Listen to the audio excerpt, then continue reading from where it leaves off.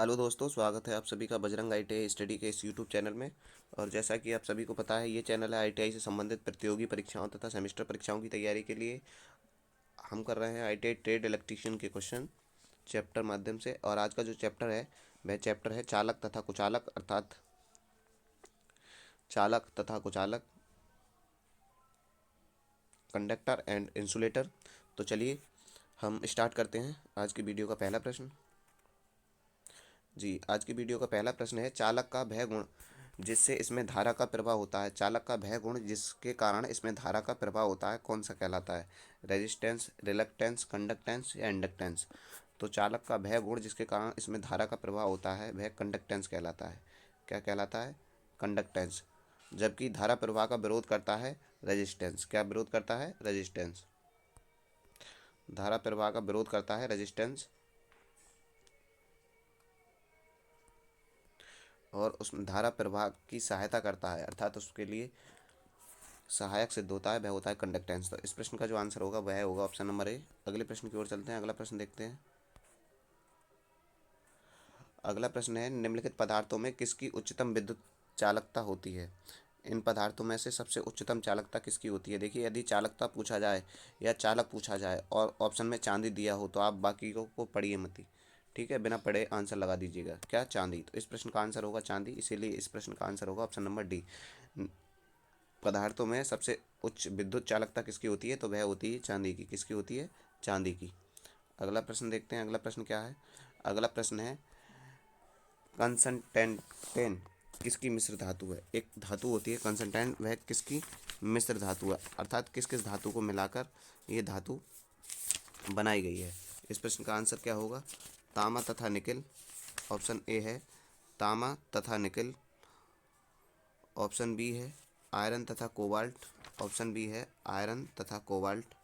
और option T C है nichrome तथा सोना। ऑप्शन सी है नाइक्रोम तथा सोना।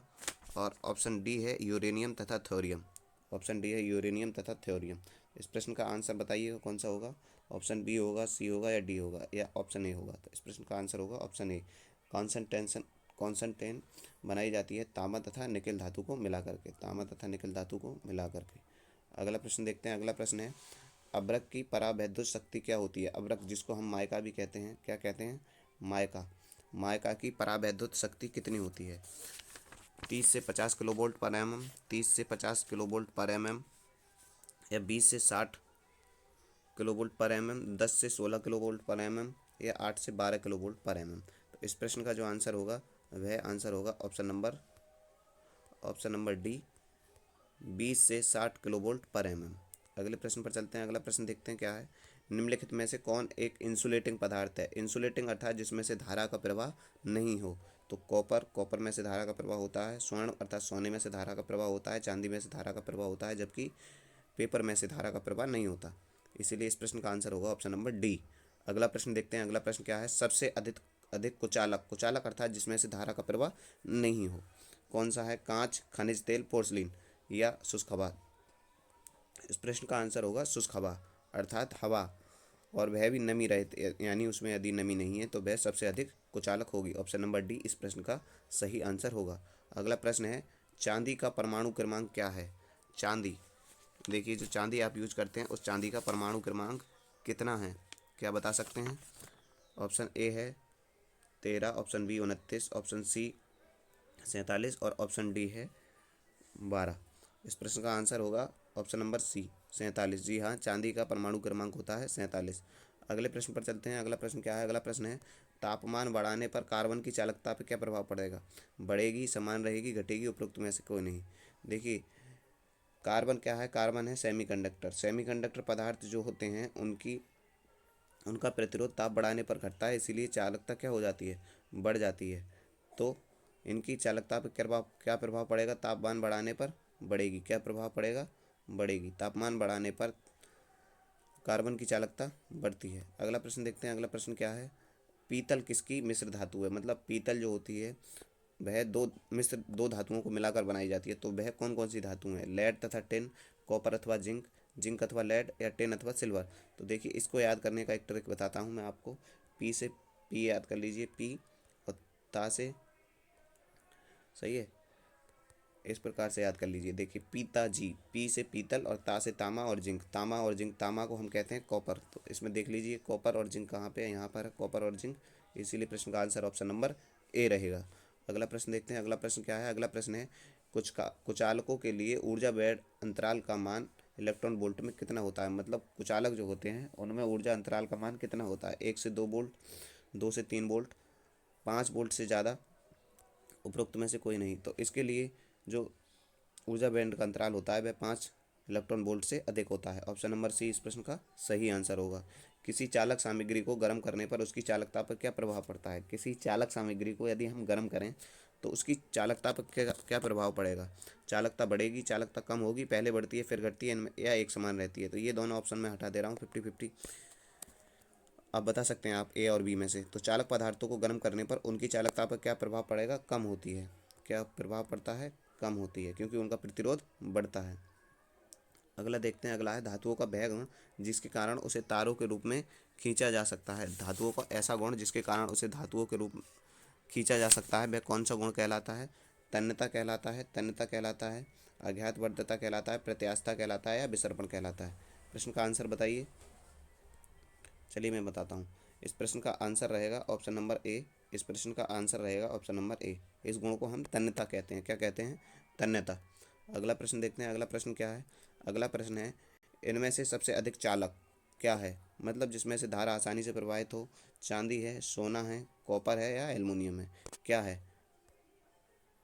चलिए मैं बताता हूँ इस प्रश्न का आंसर। इस प्रश्न का आंसर होगा ऑप्शन नंबर ए, चांदी। चांदी सबसे अधिक चालक है। अगला प्रश्न देखते हैं, अगला प्रश्न क्या है। अगला प्रश्न है निर्वात की विद्युतशीलता की सामान्य इकाई क्या है। निर्वात की विद्युतशीलता की सामान्य इकाई क्या है, ये प्रश्न आपको बताना है कि जो निर्वात की विद्युतशीलता होती है उसकी सामान्य इकाई क्या है। फैराड पर मीटर है। ऑप्शन ए दिया है फैराड पर मीटर, ऑप्शन बी दिया है फैराड मीटर, ऑप्शन बी आपको दिया गया है फैराड मीटर, और ऑप्शन सी दिया गया है मीटर पर फैराड, और ऑप्शन डी ये सभी। तो इस प्रश्न का आंसर क्या होगा।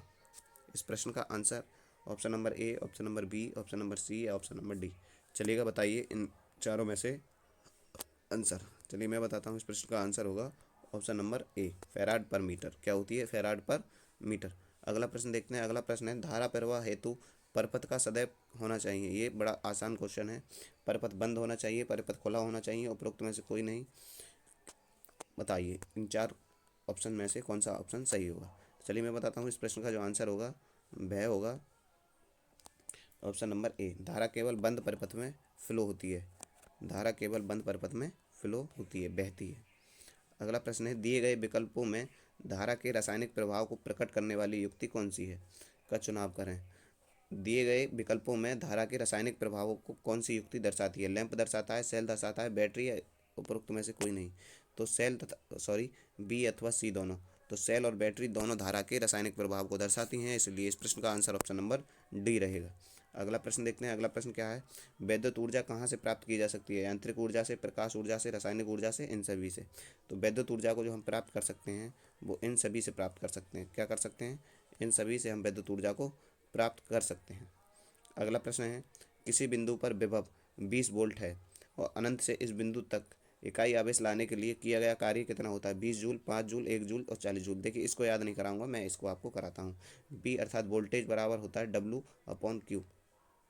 ठीक है, मतलब किसी इकाई आवेश को अनंत से किसी इस पे एक बिंदु तक लाने के लिए किया गया कार्य, और आवेश के अनुपात को क्या कहते हैं, हम विभव कहते हैं। तो देखिए यहाँ विभव कितना दिया, पूछा क्या गया है, आवेश इसका मान पूछा गया है, क्यू का मान पूछा गया है, और ये मान दिया गया है। ठीक है, तो देखिए बी का मान 20 रख दीजिए और डब्लू का मान 1 और क्यू। ठीक है, तो यहाँ से निकाल लेंगे आंसर। आंसर आएगा आपका 20।